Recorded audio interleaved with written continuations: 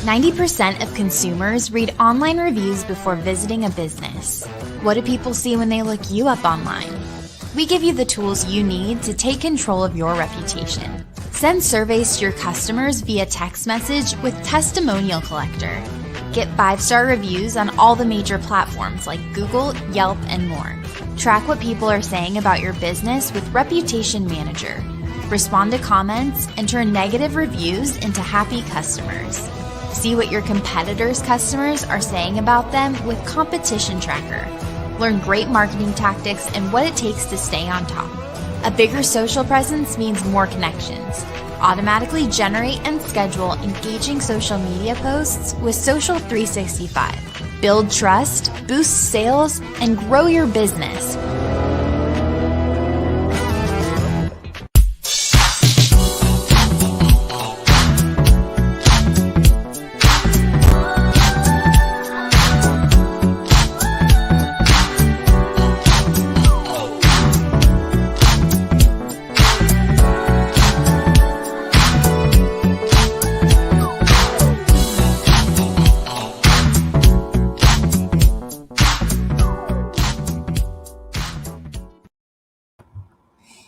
What's up, everybody? Hey, it is Thursday, another day in the life of an entrepreneur. Yes, you are listening to the Entrepreneur Life Show, and let me get my.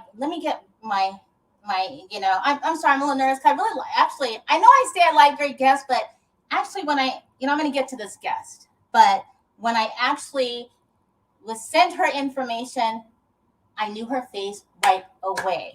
So anyway, I'm like really kind of excited, like a kid on, Halloween, and you get to eat all the candy and your parents are gone. So let me get first my sponsor out the way, who I love and adore, which is Marketing Out the Box with John Maddox.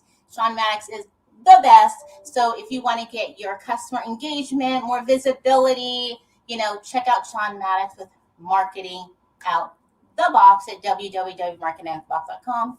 So you can get it all right. And you can be like me and have all kinds of subscribers and stuff like that and people watching you. Okay. And so of course, we, air on Thursdays, but we do accommodate for some guests. So if you check out our calendar at the entrepreneurlifeshow.com, you will see a list of all of the upcoming guests. And we always have the best guests ever. So let me get right to who my guest is today. So I work with some of the best, PR publicists, stuff like that. And so when I got this one, and of course the other ones are great too, don't get me wrong, people who've been on the show. But when I saw her face, I'm not really good with names, but I saw her face and go, I've seen her before. And so I start Googling like I do. I Google and I stalk people on their page. And I was like, I know I've seen her. So this is Christina Ford. And I remember because she's had some different appearances on TV series. And so, which is amazing, but it is now, I find this common that quite a few people transition and they leave the entertainment field and because they have their own journeys, their experiences, and they want to become entrepreneurs on a different level, because you can be an entertainer, musician, and you are an entrepreneur because you have a brand. But then to transition, writer, motivational speaker, author, and then helping those of youth and helping women especially too. So to make that transition, I want to know this whole story, because that has to be a great story. And we're going to talk about her book. And so let's bring Christina Ford on, and then we're going to share her. She's going to share all her stuff. Well, hopefully, she don't want to share everything, but most everything, right, to give us a teaser. So let's bring her on the show right now. Hi, welcome to the show. Hi, thank you so much for having me. So, as I said, I was really excited when I saw you, because I'm good with faces. And I had seen you on a few things. And so then to know that you were writing and then kind of reading up a bit, because that transition's got to be a story.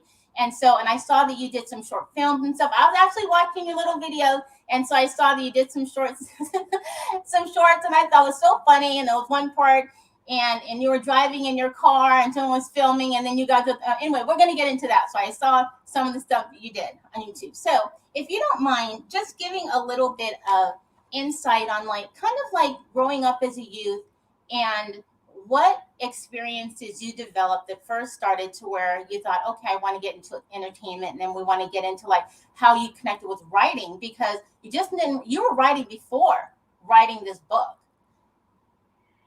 Yeah. Well, I'll first start by again, thank you again for having me. You give us this wonderful introductions. Like, oh my goodness, so humbling.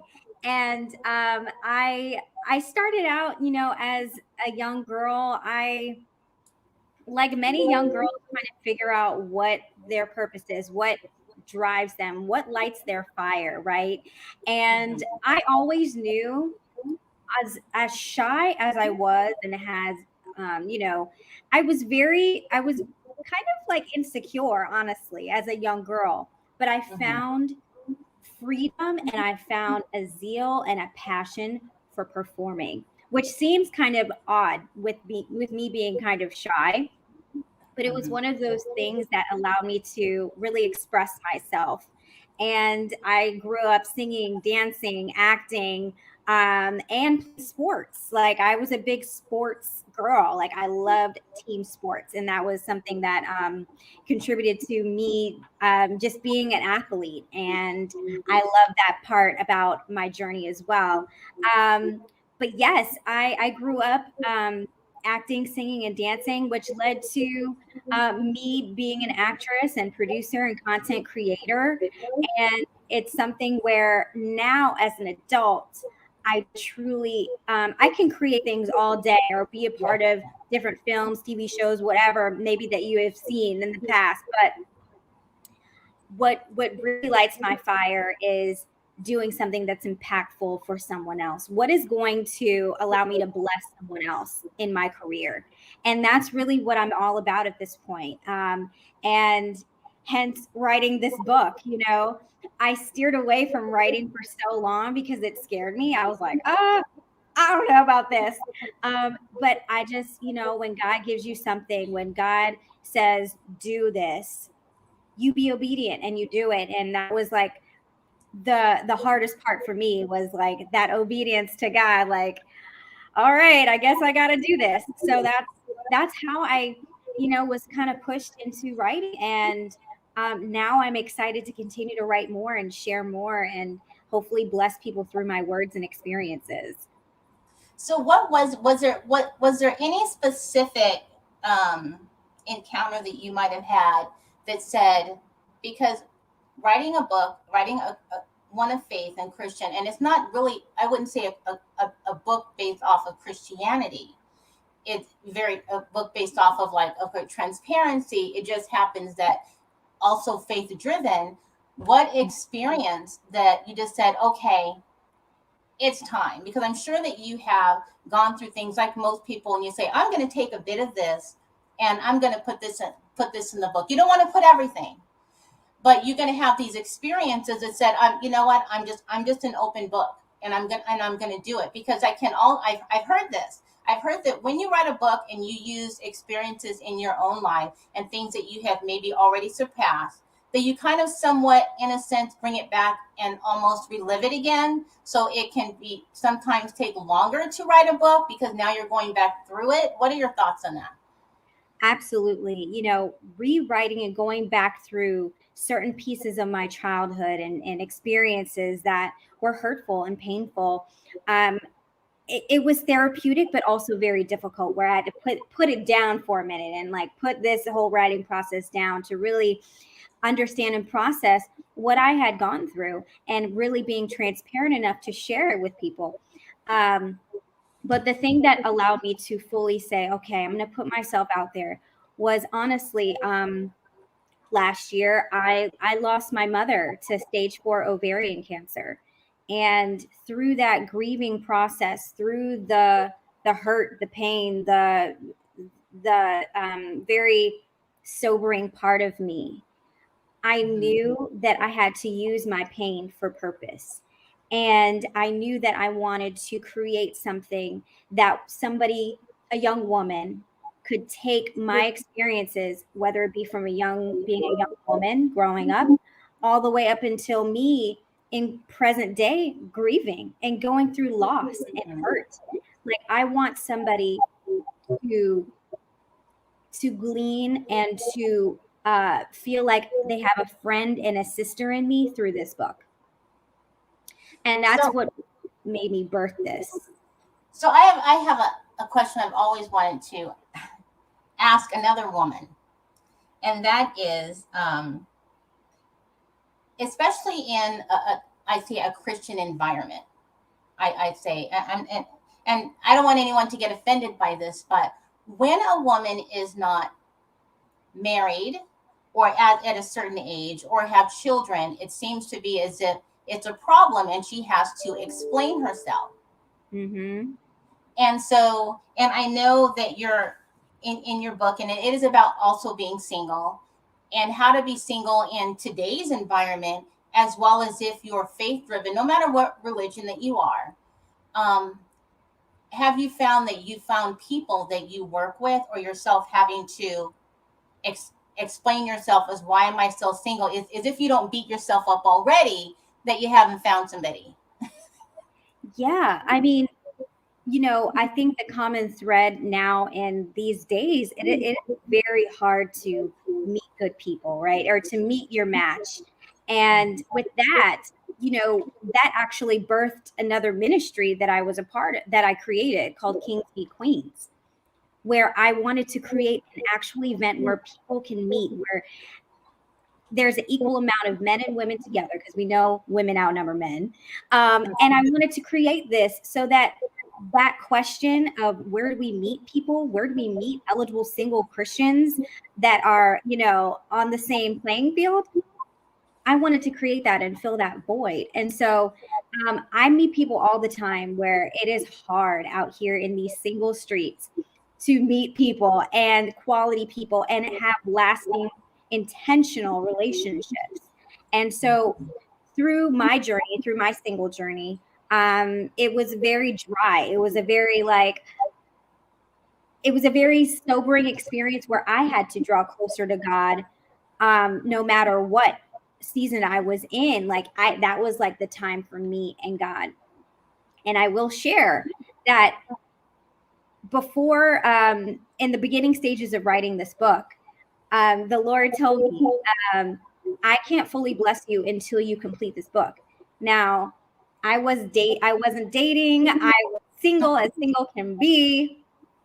And through over the last year and a half, I did start dating, and I got engaged after Yeah. I finished this book. The day I released my book, I got engaged. But I share that because,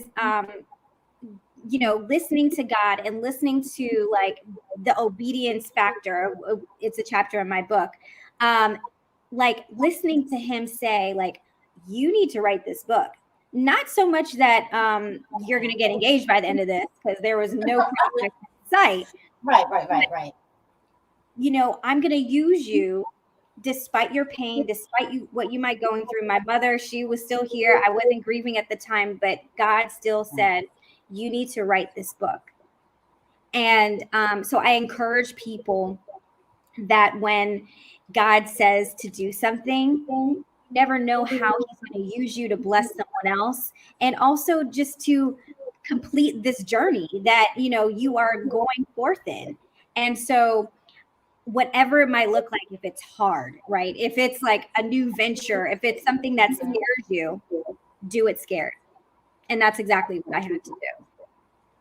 So, what do you think the parameters is of the demographics that people can connect with in the book when reading it? I mean, is there a demographic that you're looking for as an age? And I think that even men can probably, take something from it. Yeah, absolutely. And no, I wrote this book for women, but with the intention that anyone can read it. So it's usually from ages like 18, usually young women from 18 up until early 50s. I keep the gamut wide because I feel like there's a chapter for everybody. You could be a young woman coming into adulthood and going into college. There's a chapter for that. going into your 20s and trying to figure out that quarter life crisis. There's a chapter for that, and even just going into your 30s and figuring out what's next. What is next for me in my career? What's next for me with my passion and purpose? There's a chapter for that. Going through grief and loss, going through single season, going through even just relationships. What does that feel and look like? There's a chapter for that. So I hope that no matter what age you're in, you can get something from this. And with men, everything, there's things that are applicable there too, like absolutely. And so when it comes to approaching life and going after your goals and going after things that you are called to do, I think that applies to everybody. Do you think that, is it, I don't find that it would be biblical, because some people have the fear of, if you're not necessarily religious. Mm-hmm. And I know that for myself, I'm not a religious person. I'm a faithful person, but there are books that I do read that are from people who are very well-known Christian authors, but the books aren't religious. They're not biblical. And so for people who are not like myself, necessarily titled Christian or Catholic or what have you, that then they could also take something from the book as well, and not assume that just because you have a Christian background that then it's going to tell you all these verses, what's in the Bible and Christianity. You know what I'm saying? Right.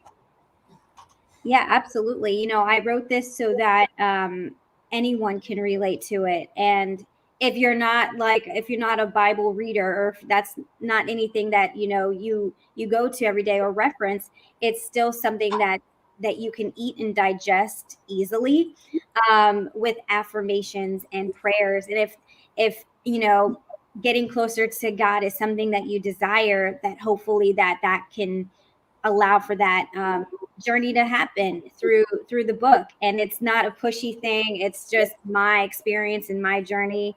And, I just pray that whatever God gave me to write, someone else can relate, because a lot of times it's him doing the writing through me. I'm just the vessel. And that's really what I pray, that God can speak to those who can relate and to who need it. So I know that I had, because as I said, I'm not really a biblical person, but I follow Joyce Meyer, and I've written a few, read, because I had to get my mental health together, because I would always have these obstacles in my life, and I'm sure, like you can say within yourself, but you always seem to be the key piece of every time there's a problem. You're the one that's in it. So I had to get my mind together to figure out then how could I structure my life. So it is something where people can elaborate and look like the decision making, how they can change their decision making, and knowing how to identify, is it themselves personally, and then having to struggle with that challenge of fixing themselves emotionally, because that's when you really have to deal with yourself. So is there anything that you can share that people in that realm are looking at? They may not think that it's a personal issue. They might think it's an everybody else issue, and they're always the victim. Because I used to think that way until I had to deal with myself and literally had a breakdown one time, like, wow, it's me. Not that I was crazy, but it's me and the choices I was making and why I was making those choices. Absolutely. I 100% have been there with, I had this victim mentality for so long, where I just thought that, like, I was just always at the crux of something, right? And poor me, poor me, poor me. And that was just a mentality that I was just conditioned to. So I had to rewrite the narrative of being a victim into being a victor and being victorious over certain situations, because I actually have control over that. I have control over being, in control of certain situations and certain scenarios, how I receive certain people, the power of saying no. I think part of my experience of being a victim is that I was a people pleaser. Yeah. I suffer from people pleasing syndrome. And I wanted to please. I always wanted to be this person that could be there for everyone else and always say yes. but there's so much power in saying no. And that's where I got my power back, and becoming a victor came into play. Is whenever I was saying yes to people, I was kind of shrinking into this victim and then blaming it on someone else. But reality, I'm the one to blame. Like, I shouldn't be saying yes to all these things that I don't feel comfortable saying. And there's a beautiful book called Boundaries. I highly suggest it for anybody who might have people pleasing syndrome. But it's about saying no and being okay with that, and being okay with the parameters that you set for yourself, so that you do not set yourself up to be a victim, and that you are then in control of your life, and you don't let other people run you. And so I think it can run the gamut as far as, your experiences and how you can take control of them, and just shifting that narrative that I'm no longer the victim of certain situations and scenarios in my life, that I can take control and be a victor. So being that you are also a speaker, and because, like you said, you're a bit shy, and it was very difficult for you to begin to say, okay, I'm going to jump and I'm going to get this done because I'm called to do it. But sitting on stage and then sharing, I mean, I want to know about that, because how do you even to go from right now we're behind a screen, and I can write all day on a piece of paper because no one can see me, and they don't see my depression or my breakdown or my experience, but then sitting on stage and sharing it.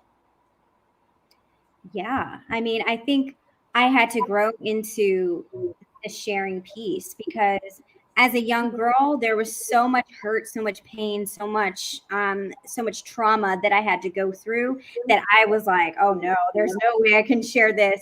But now, as I've grown into be spiritually more mature and just sure as a young woman, I've been able to realize that sharing is and vulnerability is powerful. It's a tool. It's a blessing to be vulnerable and share my experiences and allow for my vulnerability to help someone else, and that there's a relatability there.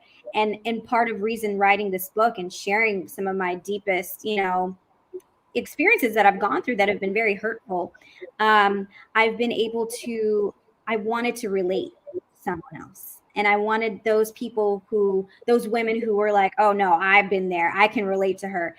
That is where I found beauty in being vulnerable and sharing. And again, like I mentioned in the beginning, like, I want to be a friend in you. I want to be a sister in you. I want to be someone where I'm going along this journey with you. I'm not telling you what to do or anything like that. I'm just along for the journey with you. And that, I think, is something that we all could need, is just like somebody who's right along with you. I'm here for you. And that's what I hope that I can do with You Are the Prize. What about mentoring? So, I mean, at least so, and mentoring for young girls. I mean, well, I'm sure, for older women as well, but for people who desire that or need that. And is that something where people can connect with you on it? And how do they kind of get involved in that? Yes, absolutely. I do a lot through my church, through in ministry, and that's just my passion. I love young girls, especially middle school and high school age. They're just I just love them, because I love that age group, where it is a very pivotal time in a young woman's life, where I wish I had like someone like me at that age. I wish. And I just pray that they don't make the same mistakes I made. So, however I can be of an influence, I am. So people can get in touch with me through my website if they're interested in mentorship.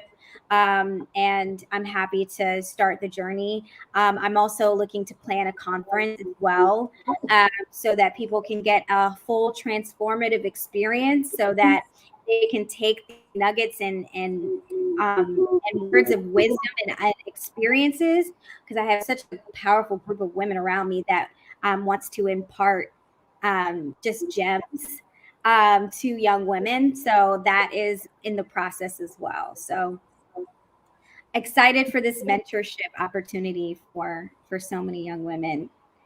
what do you find as being the most common, or I guess standard obstacle for when helping women, especially youth growing up? Because I'm in my 50s. It's a different time, although the same sometimes scenario or situations, but it's how they're happening.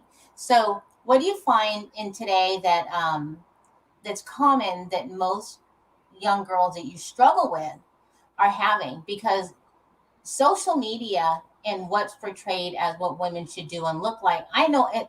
I mean, and I'm 50 and I struggle with it and have to turn the channel.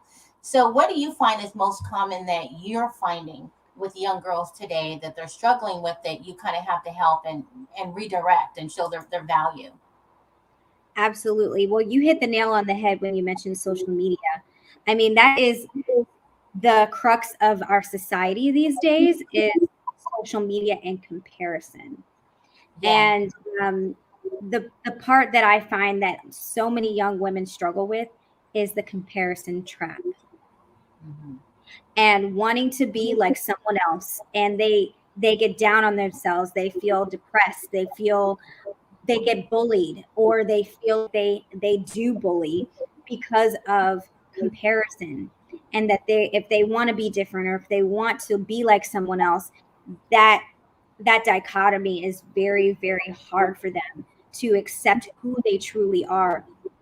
And so the comparison trap is the one thing that I realize and notice amongst the that is the hardest obstacle to get over.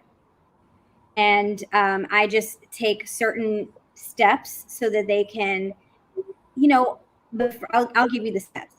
So the first step is really is healing. It's healing and understanding where you've been hurt, how you've been hurt, and how to forgive yourself. Is the first thing is that you Yeah. need to be healed before you move forward in anything. Secondly, is to know who you are in God, in Christ, knowing who He's created you to be. Like He's created you to be this amazing, beautiful, wonderful, tactful, intelligent, wonderful young woman, and knowing who you are in that and how to use your gifts. And then thirdly is forgiveness. If there's things that you are holding in that you are bitter about, Yeah. forgive that person, forgive whoever hurt you, because if you carry that bitterness forward, it's not going to allow for freedom to take place.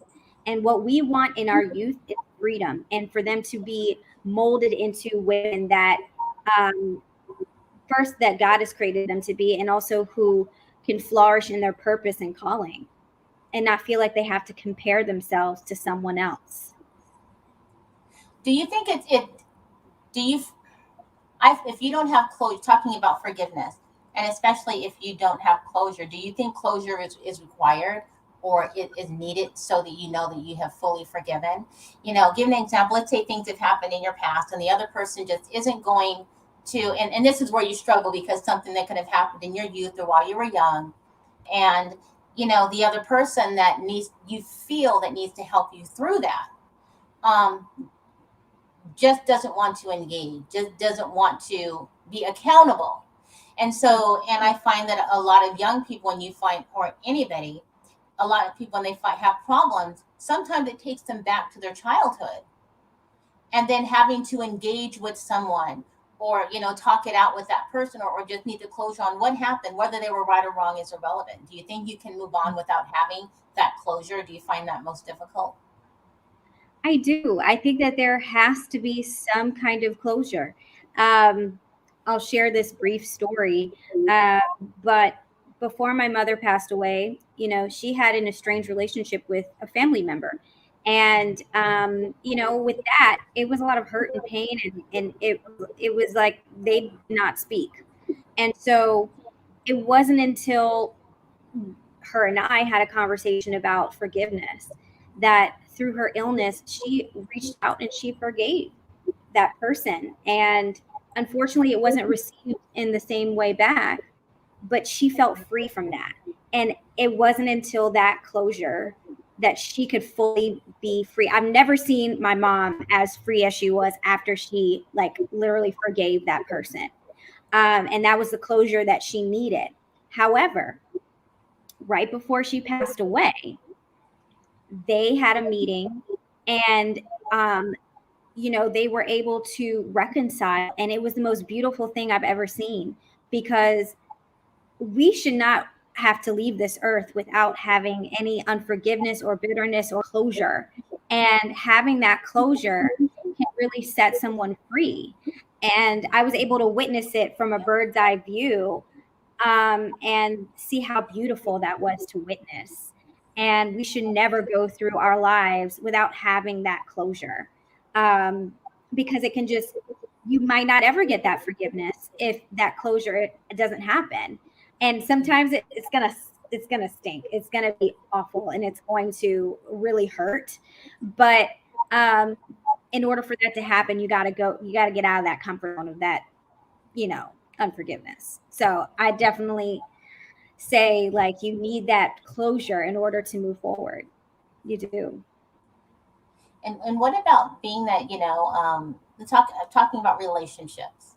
So, I read, sometimes when I work with a lot of younger people, and um, a lot of times when they would have struggles in relationships, and they would say themselves as damaged goods because things that have happened.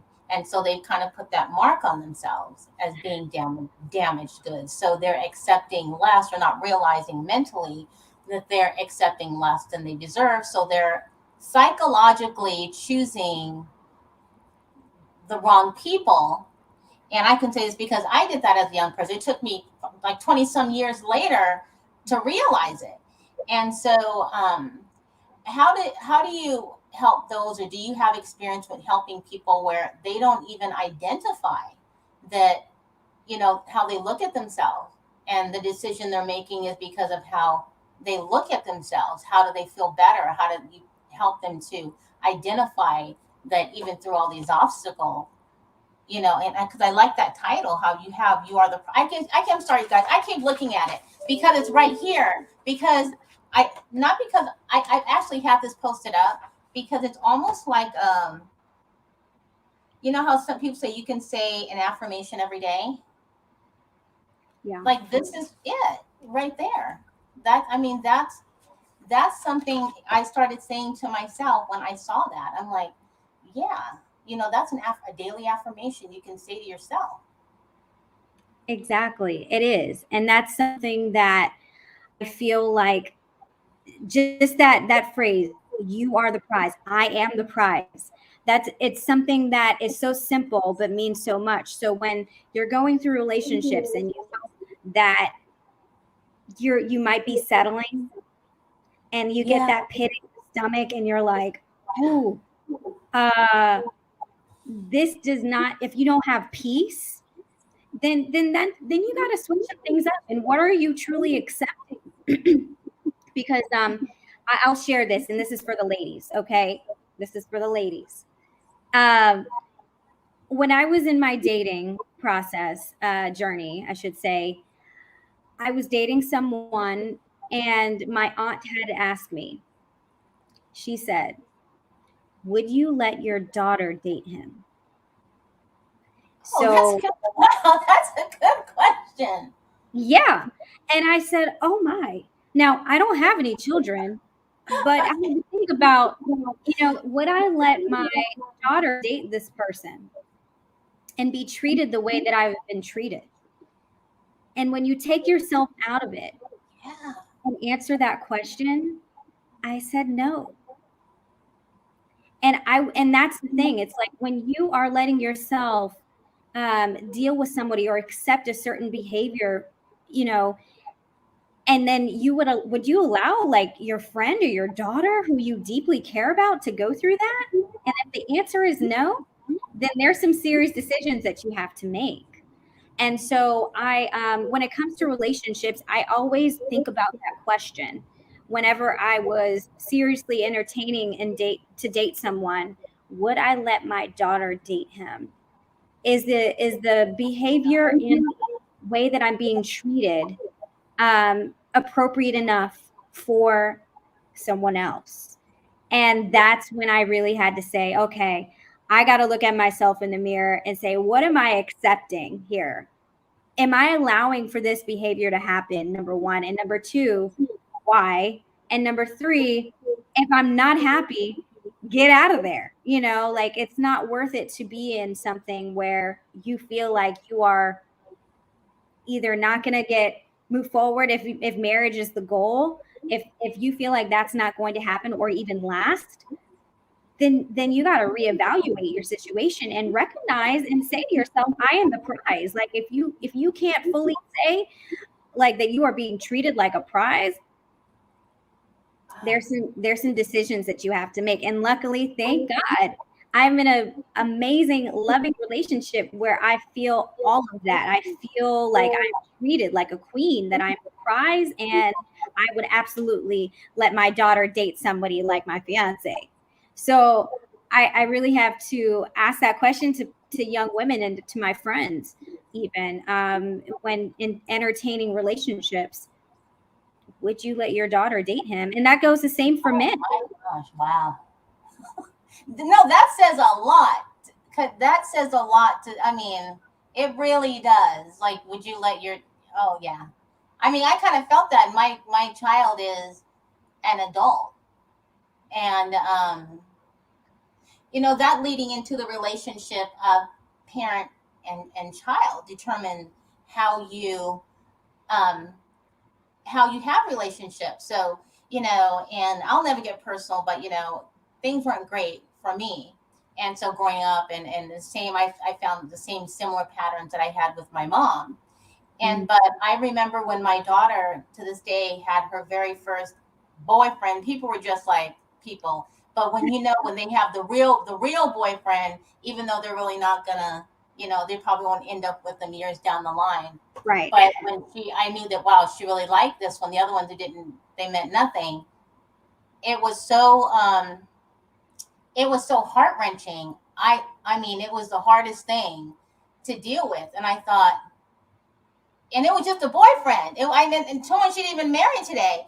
But knowing that my child cared about someone other than herself or me, she's having a relationship. So I already foresaw all the bull. Forgive me, but I'm like, oh no, here it comes. Because then you start thinking of all the crap you went through. So it was so emotional for me. I thought, I'm sure I know now I was exaggerating. It was as if she was going to leave the earth and move away, and she was like 17 and had her first boyfriend.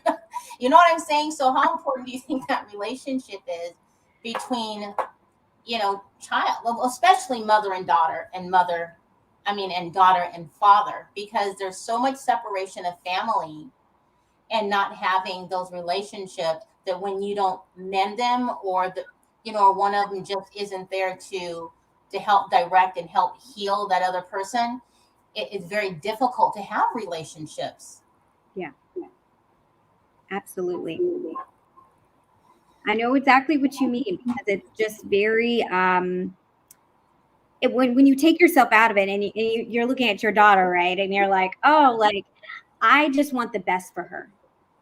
I want the best for her. And that's exactly what my mother wants. Well, all mothers want for their daughters, and is to be treated like they are the prize, right? And so when you look at even, you made a good point about being the way that recreating the relationships that your mom had, and those patterns, right? Mm-hmm. And I feel like that's so important to bring up too, is like how the model that you see as a young woman, and what you saw your mother do or your grandmother do, or even just other women around you and the people that you surround yourself with, is identifying what's healthy, like, and what choices are going to either hurt you or help you, and not allow you to just thrive, but you want to survive, right? Like, right. I repeated that wrong. I said you want to thrive and not survive. Excuse me. Mm-hmm. And I think that identifying the things that are going to propel you forward instead of allowing you to shrink back early on is major key. I know I had to leave and I had a discussion with a guy friend of mine like a year ago, and we had a discussion about parent. He's a single dad, and so and the mom is still in the picture, but he's raising the child, and Okay. so um, we were talking about parent and child relationship, and sometimes you find yourself having to find another parent like mentor if you're not because the one you have, nothing negative, is um, there. You can't depend on them mentally, to help you. So you find parent like people. And then, of course, and I was in a group where people were talking about you always have to forgive if it's a parent, and there shouldn't be a parent like person. It should always be the parent.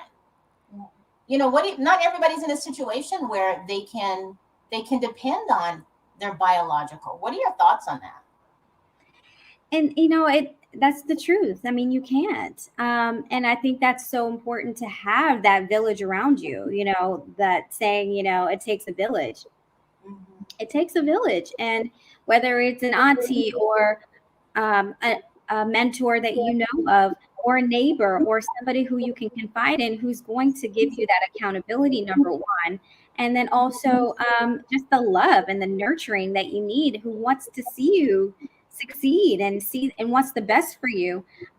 It's important to have that wise counsel, as I like to call it, around, because if a parent can't give you that, it's paramount, and I think in life, to have that wise counsel. And I think that can be detrimental for people who don't, because you need that wisdom. You need somebody who's going to nurture you and help you make those decisions that can either make you sink or swim.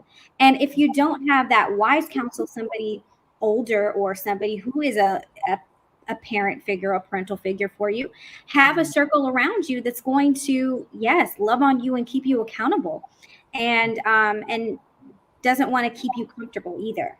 Right. Yeah. Because I feel like you can have that circle around you that's like, yeah, that's fun, that's good, yeah, go girl, but not going to be like, not going to question things for you, or put things in another perspective for you, or allow for you to really like grow in certain scenarios.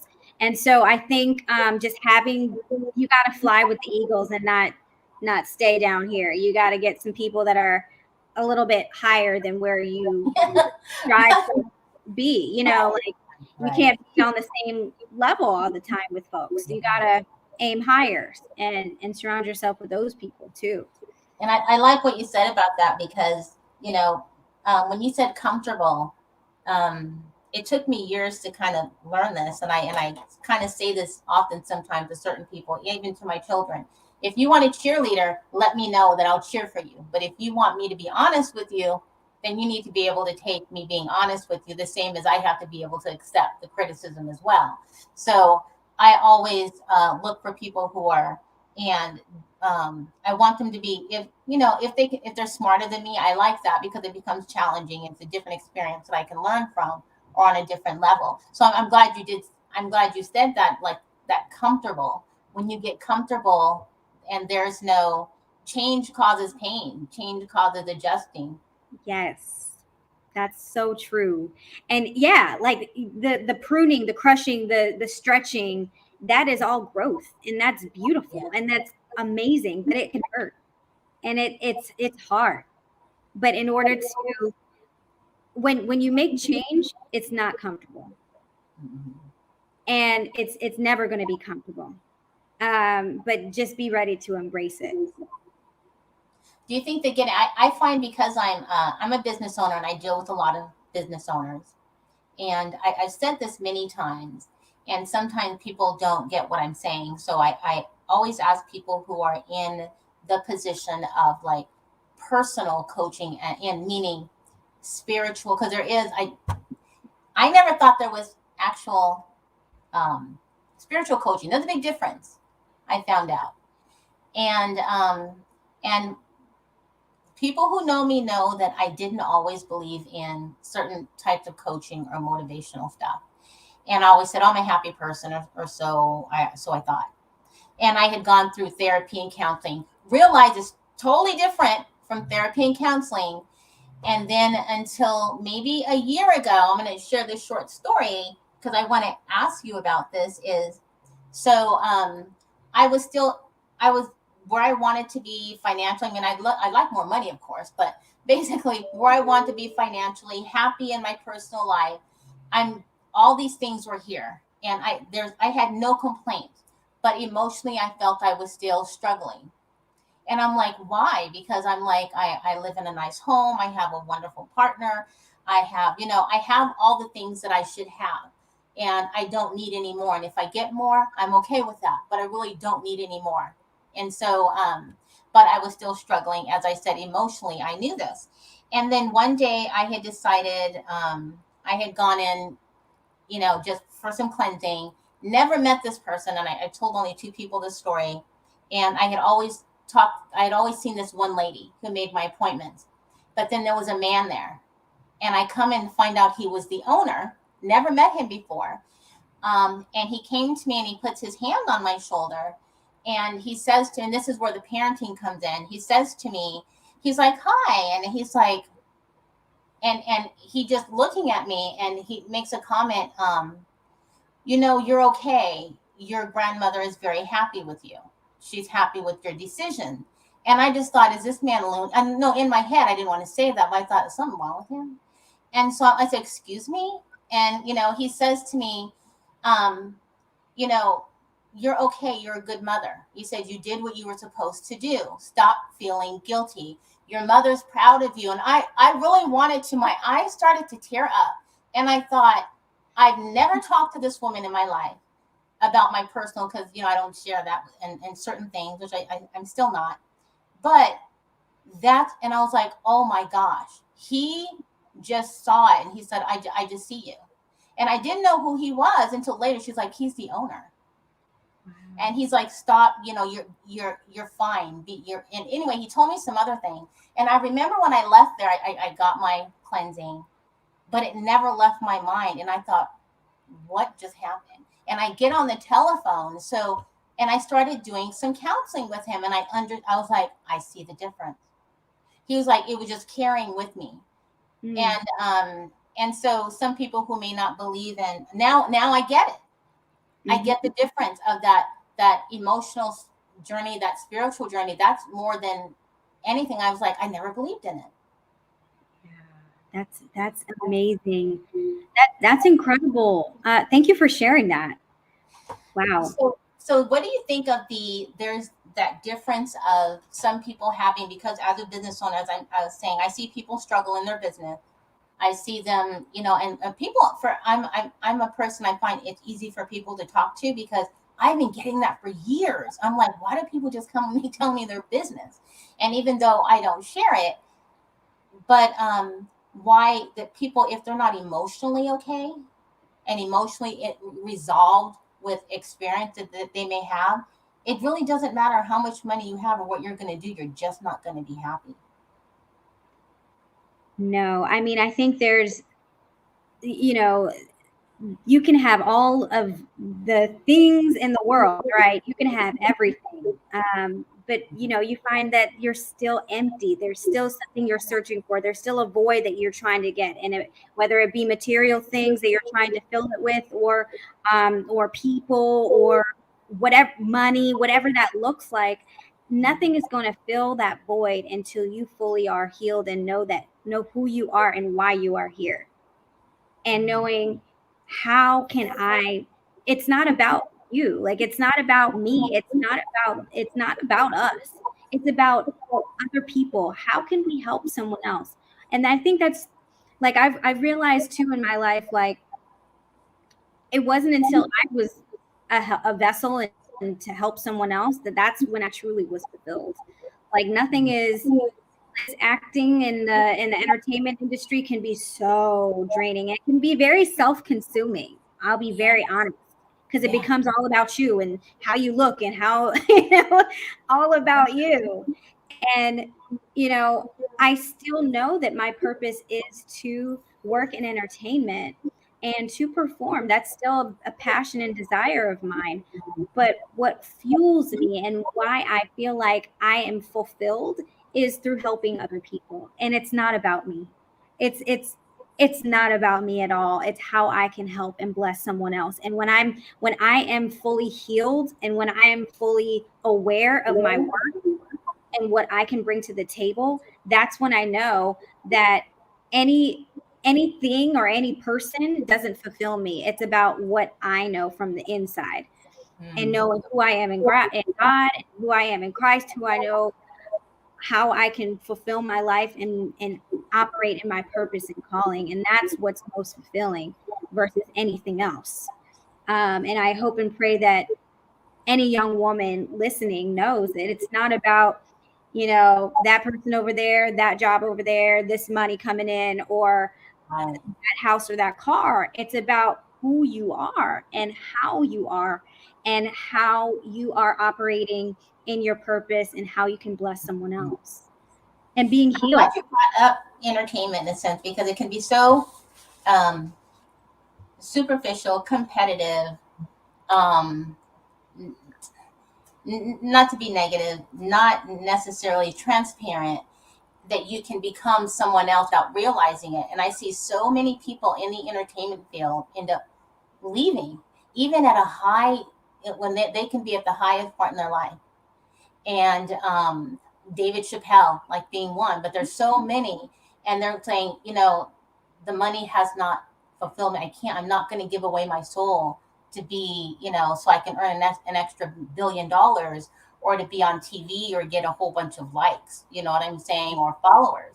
And so many people are leaving and they're having other businesses on the side, or even while they're in the entertainment industry, and even early in, they're already preparing to leave the industry by like, okay, this is going to get me the face to get my brand and what I need out there. Now I've got it.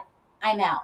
I find that to be really common because with a lot of different entertainers doing things, people just think they might just be on TV or a musician, and they're far more doing other stuff that they don't even know about.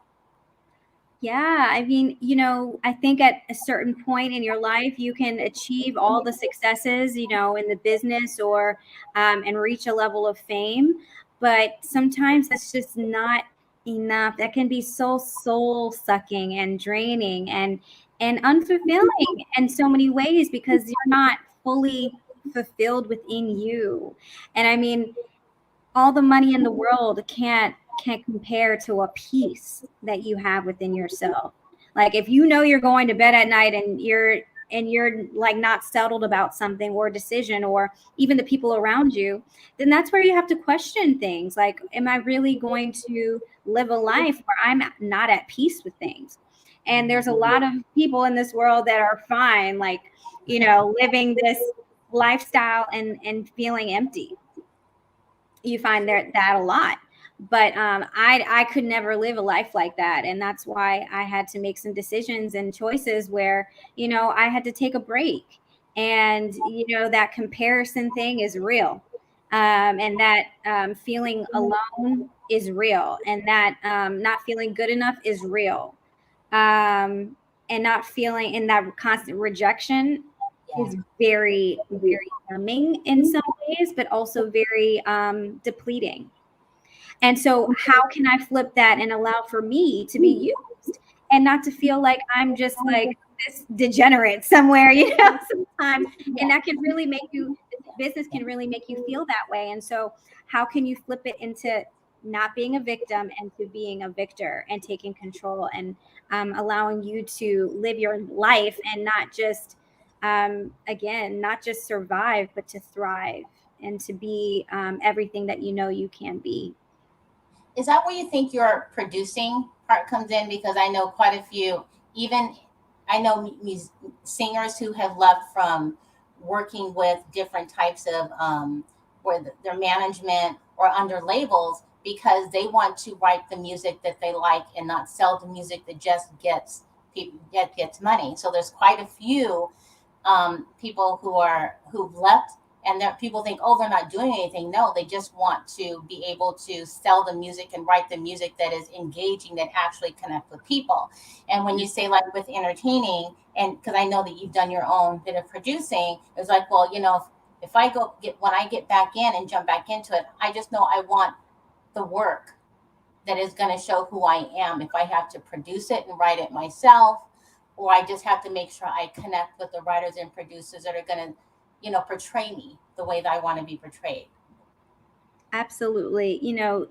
There's power in wanting to create something that means something. I mean, anybody can create anything, but it's about what is going to make an impact, what is going to make a difference, what is something that somebody's going to watch that is going to be like, wow, that's sticking with me.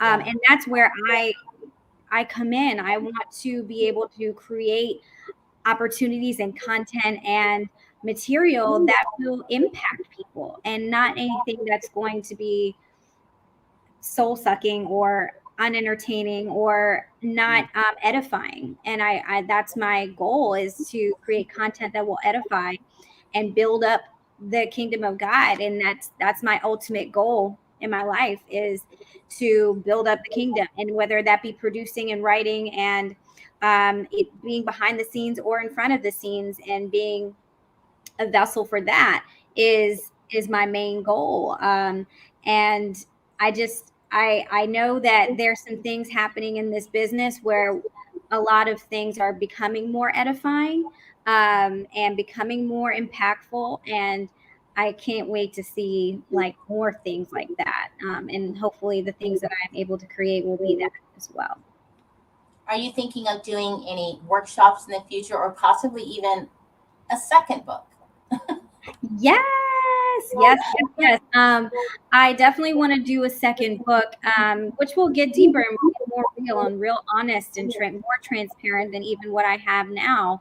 And I pray that it can be a handbook, a manual, an expression of real nitty gritty life experiences, where I can just be even more honest, that people can grow with. And again, like, I want people to grow with me, not me telling them what to do. Like, I'm no expert here, but I'm just along the journey with you. And so, yeah, I definitely want to do a second book, and allow for people to be along this next ride with me, because getting married and all of this is like a whole different chapter that I've yet to experience. So I can't wait to share more things and get even deeper. Well, I really want to say thank you for, of course, being here on the show. I really, really enjoyed your transparency. It's so tangible what you have to offer, so tangible and so useful. And, I'm hoping that my listeners are really enjoying this, because if you've missed something, maybe you're listening on one of the podcasts and you're in your car or somewhere. And actually, I think that you should see the live. Then you can see how wonderful Christina is. You can always go to the website, entrepreneurlifeshow.com. I want to make sure that you guys know where to get the book. Although I have put it in the feed, so you probably see it in the feed. But if you just don't mind sharing, it will be on the website, everybody. So, and she can tell you where she can find it. But you can get it on Amazon. But no, go ahead. You tell. Absolutely. Yes. You can get it on Amazon.com, ebook or hard paperback, as well as Barnes and Noble, Target, and also from me personally, from my website, ChristinaFord.me. I will sign a copy for you and ship it off to you. So you can always do that as well. But I look forward to, being able to be in your libraries at home, and hopefully this book will impact you. And if it's not for you, share it with someone else who you think might need some encouragement. Well, thank you again, everybody, for tuning in on Thursday. Make sure that you guys visit the website, entrepreneurlifeshow.com. Watch the full interview in case you missed it. Jump in later. Then you can also follow on Instagram, where you can also find Christina on Instagram. But you will all have all of her connection information on the website. Subscribe and follow us. Until next Thursday, everybody. Bye. See you next Thursday.